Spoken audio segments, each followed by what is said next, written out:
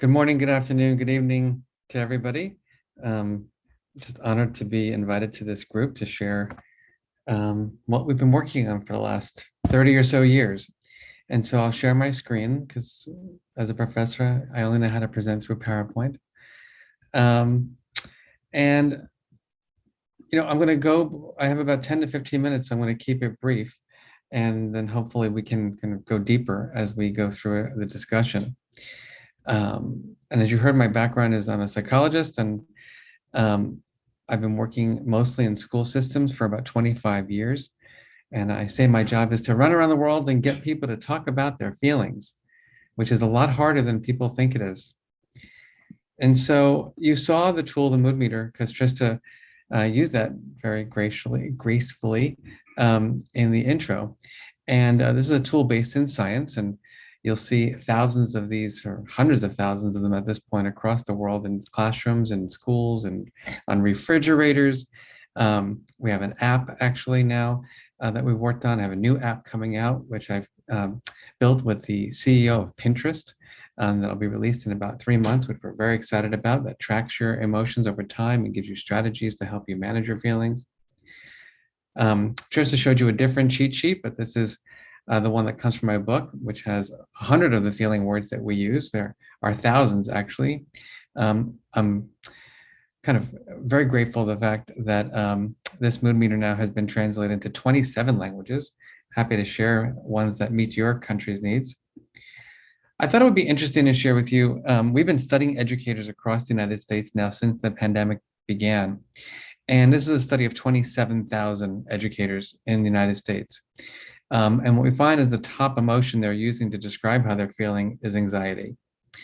What we find with our study with children across the United States is it's frustrated, bored, anxious. And so it looks like, similar to other people, we've got a country, a nation, a world that is filled with a lot of unpleasant emotions and not a lot of pleasant emotions. This is an app I just shared with you to help people get more granular about their emotions. Now, from our perspective, there's a lot of the why. Having worked now in 3,500 schools across the United States and in other countries, I still get pushback from whether it be departments of education, superintendents, ministers of education. Why do we need to spend so much time on this? And so, I say because there's a lot of research to support why emotions matter. 5 critical reasons from our perspective. The first is attention, memory, and learning. That emotions are the drivers of our attentional capacity. Children learn what they care about. Decision making. We like to think that we're rational creatures, but our emotions are underneath nearly all of our decisions. My work with educators, I did an experiment years ago which showed that just by getting teachers to think about a good day in the school or a bad day at school, I could shift the way they graded their students by 1 to 2 full grades, literally that quickly. When we asked them, do you believe that how you felt had any influence? 90% denied it. They say, no. Why would how I feel influence my evaluations? I grade papers all the time. And that shows us that how we feel literally drives our attentional capacity, our judgment, but outside of conscious awareness. Relationships. We say emotions are signals to approach or avoid. Think about that. Our facial expressions, our body language send messages. I'm here for you. I'm not here for you. I got more power than you. I got less power. Physical and mental health. I don't think I need to talk any more about this. This is the last presenter really went into that detail. Same applies here. And finally, I work at a university which is known for its cognitive capacities, right? I always say all my students had higher test scores than I ever had. I just get to grade their papers. And I assume that every one of them would be enormously successful coming into this because I never went to Yale. And what I find is that 60% of my students have mental health challenges. What I find is that many of them don't have any strategies to deal with their feelings. And they come in with these fixed mindsets about emotional intelligence. They say things like, Professor Brackett, I didn't need emotional intelligence to get into Yale. And I look at them and I say, well, guess what? You're going to need it to get out. And I don't think they realize how critically important these skills are to their creativity, to their performance. Now, Trista mentioned I wrote a book called Permission to Feel. And that concept is very important to me, that the first pass is not like running into developing these skills. I think the first pass is giving ourselves that permission to be our true, full feeling selves. And what we find in our research is that most people put on a emotional mask.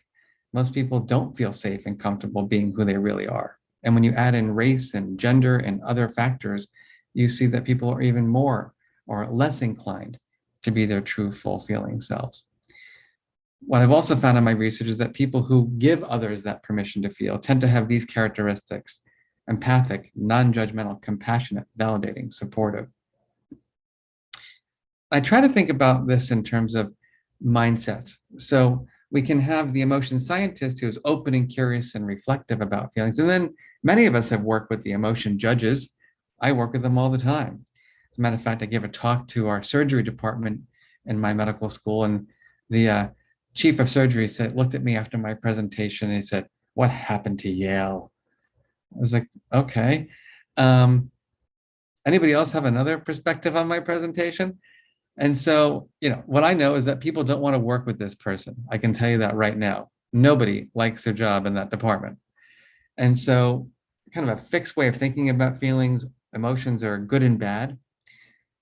I don't know about you, but during this pandemic, I learned quite a bit about my emotional life and then the growth mindset that I needed to have around developing these skills. And so that leads us to the question of what are the skills? We like to define emotional intelligence as a set of 5 discrete yet interrelated skills.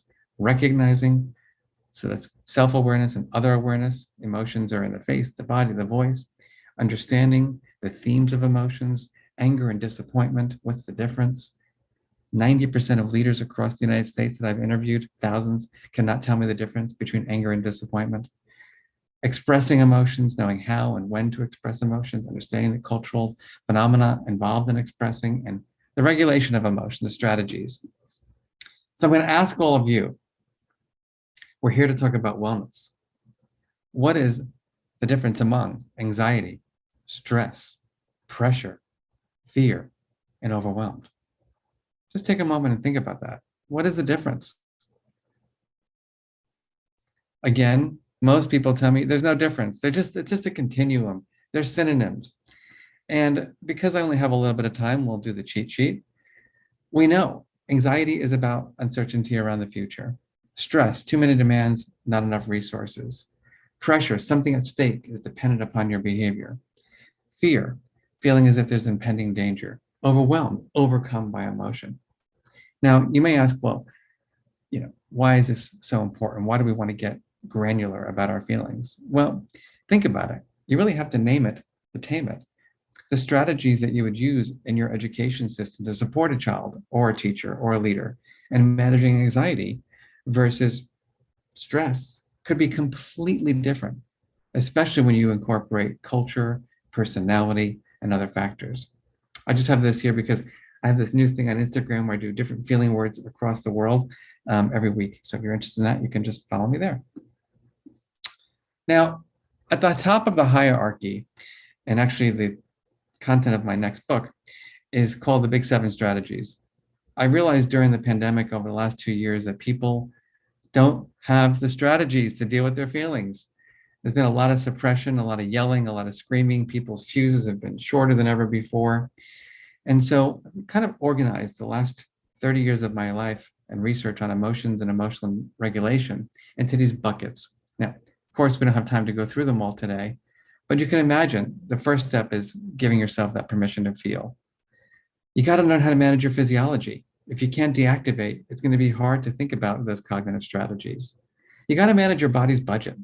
If you don't get enough sleep or good sleep and eat healthy and move, you're just not going to have the inner resources to regulate. We got to manage our thought processes. We got to manage our relationships. We got to manage our context. And we also have to have that purpose and meaning. So the last thing I'll do in like 2 minutes is just give you a big overview of Ruler, which is the approach to social and emotional learning I've been working on. My whole career has been pushing the idea that we need to move away from piecemeal kits and simple lessons and flavors of the month to thinking systemically around SEO. And I learned this the hard way. I was blessed to have an uncle who was my hero and mentor in life, His name is Uncle Marvin. He was a school teacher in New York State in the United States.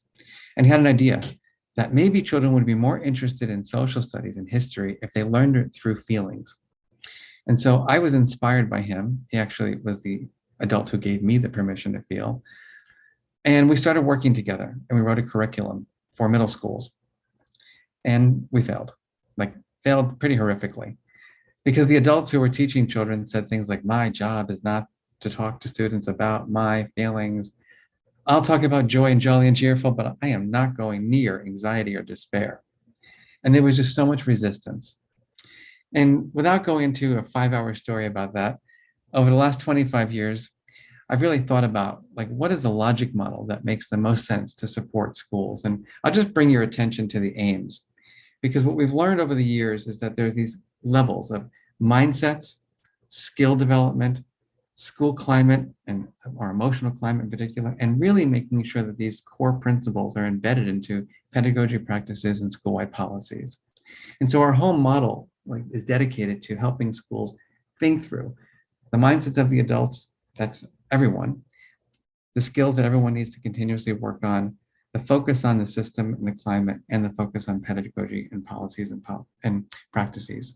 So it looks more like this at the practical level. Adult learning is always first, then children. We have outside of school time and families. There are core tools, and I'll just briefly jump through these. We call this one the charter. In our view, schools have too many rules, not enough feelings.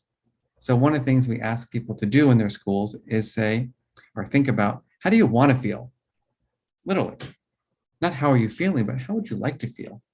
And it's quite interesting what people say: inspired, peaceful, fulfilled, safe, pleasant. And then the question is, well, what do we do as a community to help people experience these feelings more frequently? The mood meter is our tool to build greater self-awareness.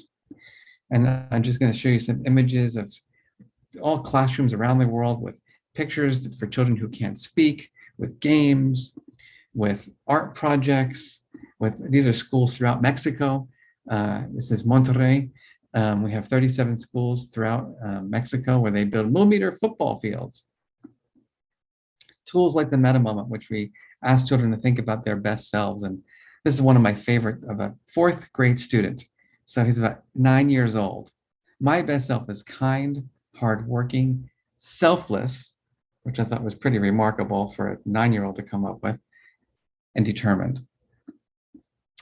Tools to help people problem solve and build perspective and empathy. I thought it would be interesting for all of you to see what we've done in the home state that I'm from, which is Connecticut. So I'm proud to say that Ruler, our approach is in 55% of the entire school population in Connecticut. So we're in about 560 schools throughout our state. And we've taken about 4 years to get there.